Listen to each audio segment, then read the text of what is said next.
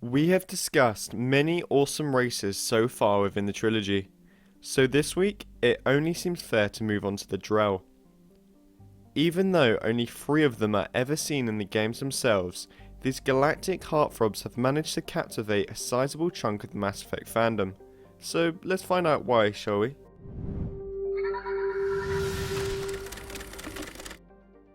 Drell are humanoids of average height and striking reptilian features. They have notably denser muscles than humans, which does plenty of favours for the multitudes of Drell who choose the life of an assassin. Given their appearance, one would be forgiven by assuming they prefer humid climates. However, one would also be wrong.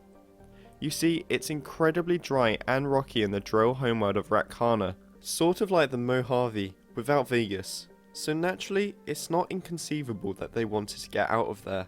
So more on that later. An interesting attribute of the Drell comes in the form of skin secretions. The skin of a Drell produces a venom that's largely harmless, so of course somebody decided to make a drink out of it. Winston Churchill would be proud. As a bonus, the venom is mildly hallucinogenic when taken orally, possibly turning your average makeout session into a romp through Wonderland.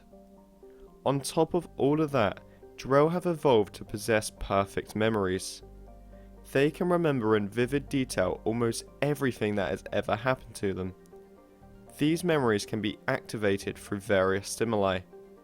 The downside, however, is that this process isn't always intentional, and the memories are vivid enough to sometimes be confused with real life. Unfortunately, the Drell existence isn't all drink, stab, hallucinate.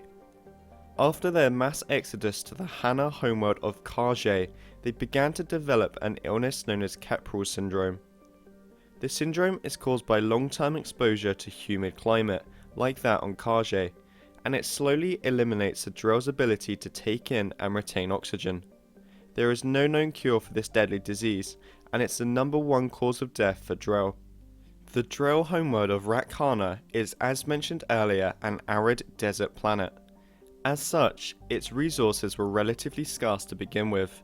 So when Drell industry began to thrive and spread across the land, it wasn't long before the planet began its slow decay. Luckily, around 1980 CE, the hanar made contact with the Drell, who at the time had not yet achieved interstellar flight, and offered their aid in evacuating as many Drell as they could. Over the next decade, the hanar transported as many Drell as they possibly could off the planet, bringing them to the hanar world of Khaje.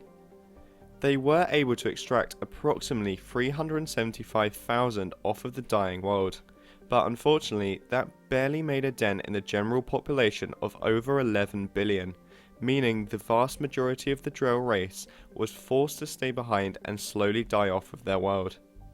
The current population there remains steady at barely a few thousand.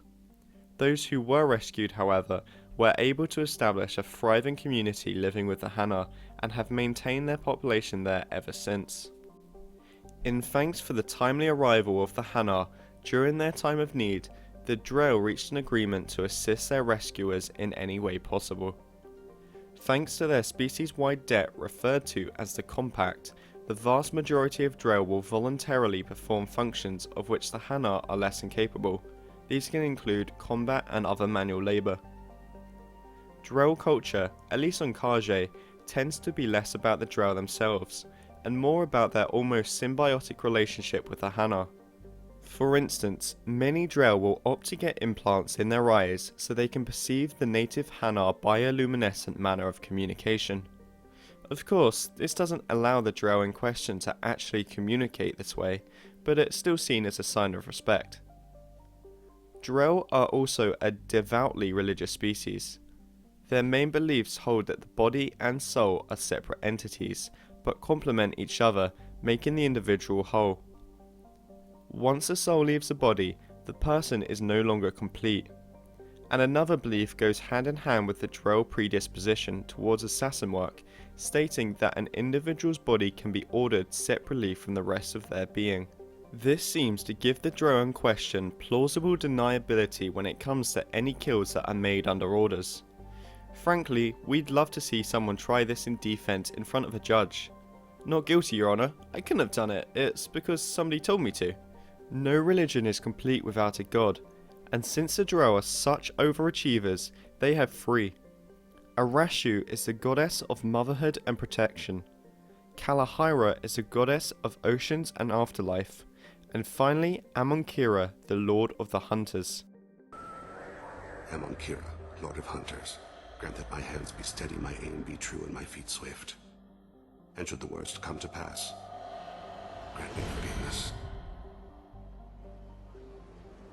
Based on the words of Thane Krios, it appears the Drell version of the afterlife involves the sea, so this makes sense in that regard.